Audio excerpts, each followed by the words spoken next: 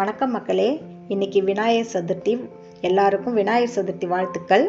இன்னைக்கு விஜி கிச்சனில் only vegetarian தான் பார்க்க போகிறோம்.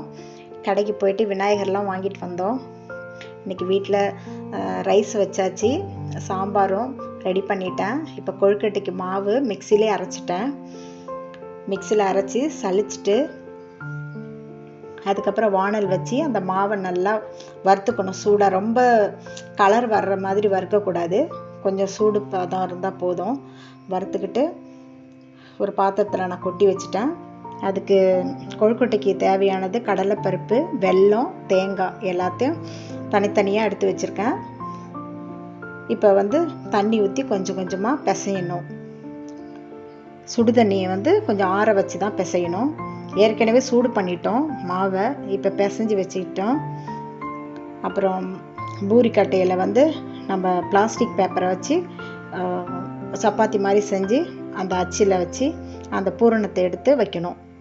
எல்லாத்தையும் மிக்ஸ் பண்ணி வச்சுக்கணும். அந்த கடலைப்பருப்பு வேக வச்சது, வெல்லம், தேங்காய் துருவி எல்லாத்தையும் மிக்ஸ் பண்ணி அதுக்குள்ளே வச்சு அந்த பூரணத்தை வச்சு மூடிடணும். மூடி அந்த அச்சில் அழகாக வந்துடும் பாருங்கள்.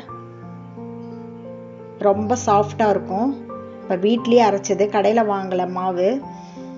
வீட்லேயே 1 டம்ளர் அரிசி ஊற வச்சு நானே மிக்சிலேயே தான் அரைச்சேன். வடைக்கும் அது மாதிரி தான் மிக்சிலேயே தான் அரைப்பேன். இதை பாருங்க அழகாக வந்துருச்சு.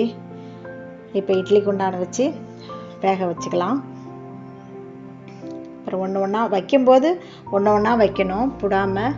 எடுக்கும்போது சூப்பராக வந்துடும் பாருங்கள். சூப்பராக வெந்துச்சு, சாஃப்டாக இருக்கும், ரொம்ப நல்லா இருக்கும். அப்படியே ஸ்பூனாலே எடுத்துடலாம். இப்போ வடைக்கு மாவு அரைச்சி வச்சுட்டேன். எதுவுமே கலக்கலை, வெறும் உளுத்த மாவு மட்டும்தான் மிக்சியில் தான் அரைச்சேன். மிளகு போட்டுக்கிட்டேன், உப்பு போட்டுட்டேன். இப்போ வெங்காயம், பச்சை மிளகாய் போட்டிருக்கேன். எல்லாத்தையும் மிக்ஸ் பண்ணி எண்ணெய் வானல் வச்சுட்டேன். எண்ணெய் சூடாயிடுச்சு. இப்போ ஒன்று ஒன்றா போட்டுக்கலாம். கோல்டு வின்னர் பேப்பரில் போட்டால் வாழை இலை இல்லை, நான் அதனால் கோல்டு வின்னர் பேப்பரில் போட்டு எடுக்கிறேன். சூப்பராக வந்துடும் பாருங்கள், புஷ்ஷுன்னு இருக்கும். இதில் எதுவுமே கலக்கலை, பச்சரிசி மாவு எதுவுமே கலக்கலை, நல்லாயிருக்கும், எண்ணெய் குடிக்காது. அங்கே பாருங்கள் எப்படி வந்திருக்கு பாருங்கள், புஷு புஷ்ஷுன்னு வந்திருக்கும். பச்சரிசியே கலக்கவே தேவையில்லை. இப்போ ரெடி பண்ணிட்டோம் வடை. இப்போ வானல் வச்சு பாசிப்பருப்பு வறுத்துக்கலாம். பாசிப்பருப்பு பாயாசம் செய்கிறதுக்கு லைட்டாக வறுத்துக்கணும், நெய் ஊற்றி அதை வறுத்து. இப்போ பாத்திரம் வச்சுருக்கேன், தண்ணியில் போட்டுட்டேன். நல்லா வெந்துக்கிட்டே இருக்குது.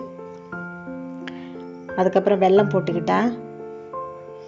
இப்போ தேங்காயை கட் பண்ணி அதை நெய்யில் வறுத்து அதையும் மிக்ஸ் பண்ணிக்கிட்டேன். இப்போ தேங்காய் பால் எடுத்து வச்சுருக்கேன், அதையும் ஊற்றிக்கலாம். ஏலக்காயும் போட்டுட்டேன். நல்லா இருக்கும், இது சூப்பராக இருக்கும். கொஞ்சம் கொதிச்சு கொஞ்சம் அந்த பருப்பெல்லாம் களைஞ்ச உடனே எடுத்துடலாம். இப்போ பொங்கலுக்கு ரெடி பண்ணிட்டேன். பாசிப்பருப்பு கழுவி வச்சுருக்கேன். அடுத்தது பச்சரிசியும் கழுவி வச்சுருக்கேன். இதுவும் 1 டம்ளர் தான். அது அரை டம்ளர் பாசிப்பருப்பு. இதை போட்டுக்கிட்டலாம். இப்போ வெந்துருச்சு பாருங்கள். இப்போ வெல்லம் போட்டுக்கலாம்.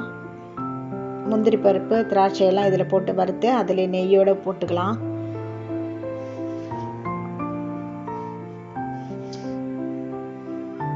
ரெடி ஆயிடுச்சு பாருங்கள், பொங்கல் ரெடி ஆயிடுது. இன்னைக்கு முருங்கைக்காய், கேரட்டு எல்லாம் போட்டு சாம்பார் வச்சுருக்கேன், பீன்ஸ் எல்லாம். இப்போ சுண்டலும் ரெடி பண்ணிட்டேன், வேக வச்சு தாளித்து எடுத்துக்கிட்டேன். சாதம் வடிச்சிட்டேன். சாம்பார் பாருங்கள் சூப்பராக வச்சுருக்கேன். விநாயகர் வச்சாச்சு, புது விநாயகர் வச்சு இப்போ படைக்க போகிறோம். மக்களே, இது உங்களுக்கு பிடிச்சிருந்தா சப்ஸ்கிரைப் பண்ணுங்கள், மறக்காமல் கமெண்ட் பண்ணுங்கள், லைக் பண்ணுங்கள், ஷேர் பண்ணுங்கள்.